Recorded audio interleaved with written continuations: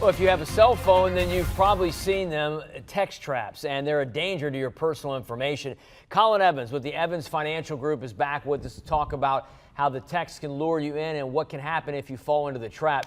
Colin, I get these consistently. In fact, I got one today from a number I don't know.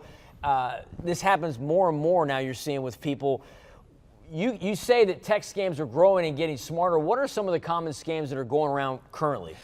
Well, you got to think, first, one of the easiest things is our cell phones are one of the last things that have 100% of our attention.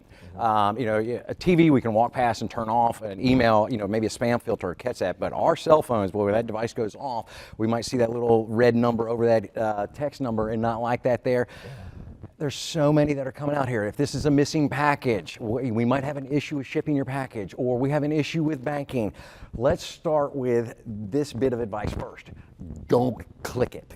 Whatever comes through, don't click it. Behind me, you actually are on the screen, you're going to see a whole bunch. These are actually scams that came through all of our staff over the last couple days. Wow. And you've got some of the UPS of missing packages. We've got banking stuff in here. They're all trying to get you, but what they're doing is there's an immediate sense of getting that fear. Mm-hmm. And as soon as that fear comes into play, because it's a scary thing. Oh, was my account? Did something happen? Mm-hmm. Now we're going into a protective mode, and we're trying to protect, really what's ours. And people will do they will do greater things to protect what they have as opposed to acquiring something new. And that protection factor, kind of, a little bit of rationality might go out the window. Yeah.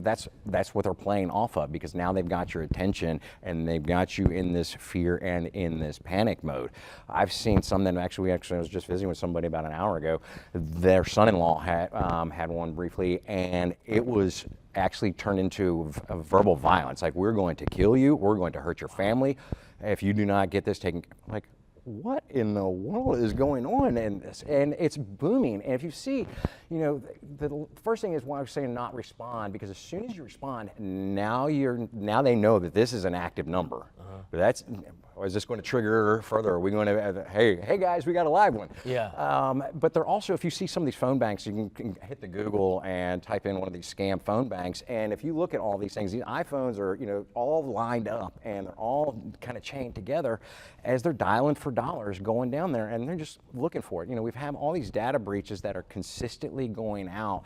You really, in today's time frame, have to protect yourself. Look at some of those services, a LifeLock for your finances. I have LifeLock. I have two other ones. I signed up for one called Optery, which helps with when data gets leaked through dark web. And I have another one called Cloaked, which is more designed for your cell phone, because now I'm getting cell phone calls of these random New York phone numbers. I get 2 and 3 a day, and it's like, hey, there's a new loan program, and that's anything that we can to lure you in, get any financial data out of you or access to financial data that you might have, and then so it begins. So using that fear factor. Now, what about artificial intelligence? How does that play into these scams? You got to think of how much smarter, how easy and how fast that stuff works, and how fast that they're able to do this and key in prompts and key in responses to where they're able to navigate their ways through what responses are. Same way when we're talking to chats, maybe on customer service now, a lot of those chats are going to AI responses because they can put those in and not have to even man those. Well, now if they're figuring this stuff out, and they've got computers that are responding and starting to lure you in, and now we've got the scamming going in. This is really the biggest thing that we can stress the most for people. Pump the brakes. I mean, I know they're going for that scare, but put the brakes on, take a step back, and take a breath. If there's a phone number or a link in a text, don't click it. Don't even call the phone number. Yeah. If it's referencing to something that you have a package, I would go check my emails and look for, hey, am I missing something that's shipping for wherever the shipper came from?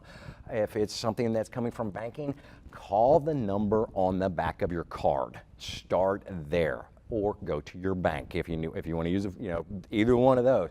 That way you can talk to a real person that's in that institution or on the number that they gave you. This is, it's, as such as this is growing, this is no longer the, the Nigerian prince, Right. emails from 20 years ago. This is now that they're diving in so much greater.